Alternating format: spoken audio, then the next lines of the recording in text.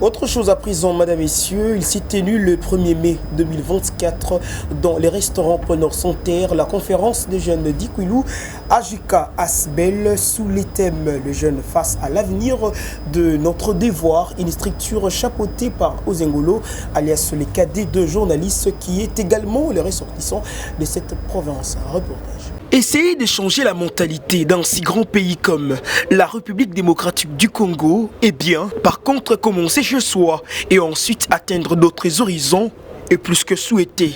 Une vérité que l'association des jeunes d'Ikwilou, prônée par les jeunes journalistes Ozengolo, originaires de cette province, n'a pas mis à côté. Mercredi 1er mai, dans les restaurants Pôle Nord sans terre, un échantillon des jeunes d'Ikwilou, toutes catégories confondues, était réuni autour d'une table des conférences au profit de cette partie du pays. Centrée sur les thèmes Les jeunes face à l'avenir de notre devoir, la grande équipe des Ozengolo dit des journalistes a remis les pendules à l'heure pour bien définir ce qui doit être le présent d'Ikwilou, son futur, tout en soignant la mauvaise image du passé. Après la présentation des membres du bureau, présents dans la salle, James Isuki, procureur au barreau des Matete, les bourgmestres de la commune de Kinshasa, tous d'Ikwilou, ont glissé ceci. Ajika, c'est une association de jeunes d'Ikwilou. En fait, ici, il faut faire la part des choses. Ce n'est pas le régionalisme, mais c'est une association qui s'est réveillée, qui a estimé que la province est pauvre, alors que c'est une province qui regorge beaucoup de potentialités en termes d'intellectuels, en termes de richesse. C'est une province agro-pastorale, mais bizarrement qui n'est pas développée. Une province qui est restée enclavée, il n'y a pas assez de routes. C'est une grande province qui a 5 territoires et des grandes villes. Vous avez les territoires de Bakata, les territoires de Boulou, le territoire de Massimanima ainsi que le territoire d'Idiofa. Mais curieusement, la province est vraiment en retard en termes de développement. Voilà pourquoi cette jeunesse s'est réveillée et nous sommes venus en appui, nous sommes venus apporter notre soutien indéfectible pour que cette province puisse se réveiller.